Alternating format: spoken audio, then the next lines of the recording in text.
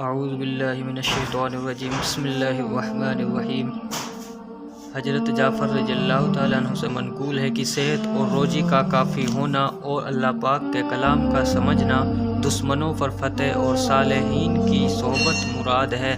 دوسرے یہ ہے کہ اگر ہر قسم کی دنیا کی ترقی مراد ہو جیسے کہ میرا بھی دل چاہتا ہے، تب بھی اس میں اللہ تعالیٰ سے دعا کا ذکر ہے، نہ کہ اس کی تحصیل میں انماق اور مشغولی کا۔ اور اللہ تعالیٰ سے مانگنا خواہ ٹوٹے ہوئے جوتے کی اصلاح ہی کیوں نہ ہو، یہ خود دین ہے۔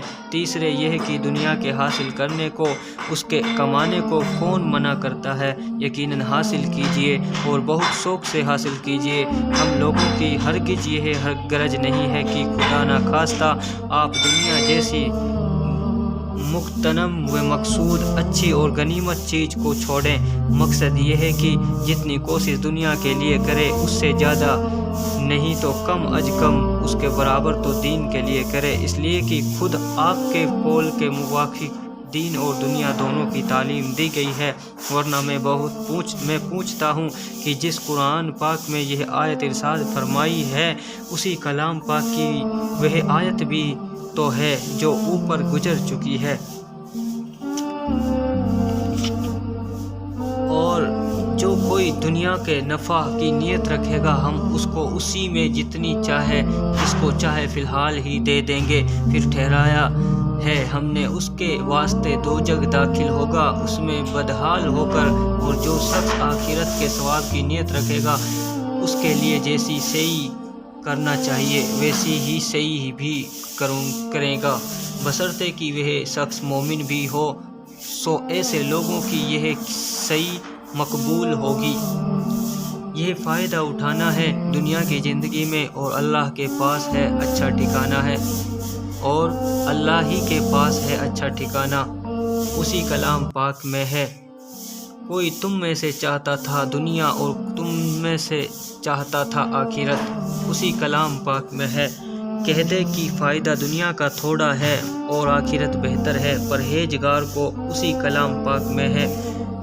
اور نہیں ہے زندگانی دنیا کی مگر کھیل اور جی بہلانا، اور آخرت کا گھر دھر بہتر ہے پرہیزگاروں کے لیے، اسی کلام پاک میں ہے۔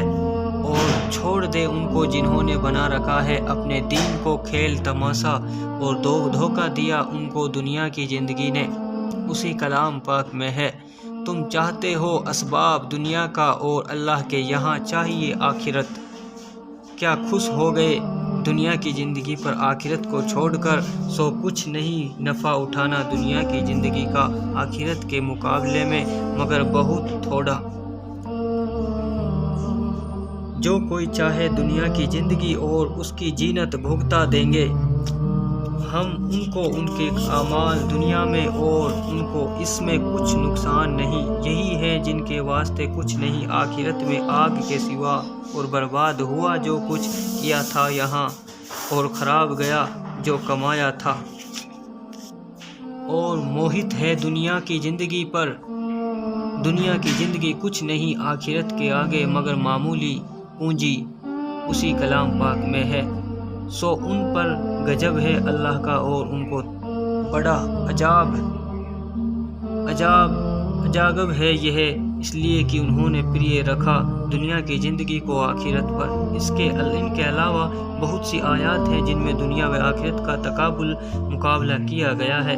اس وقت نہ احصا جمع کرنا مقصود نہ ضرورت۔ نمونے کے طور پر چند آیات اختصاراً مختصر طور پر لکھ دی ہیں، اور اختصار ہی کی وجہ سے ترجمے کے بجائے پارے کا حوالہ دیا گیا ہے۔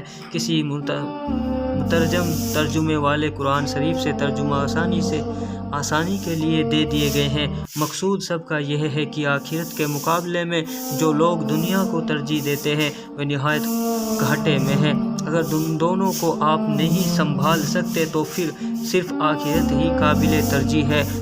مجھے انکار نہیں کہ دنیا کی زندگی میں آدمی ضروریات دنیاوی کا سخت محتاج ہے، مگر اس وجہ سے کہ آدمی کو بیت الخلا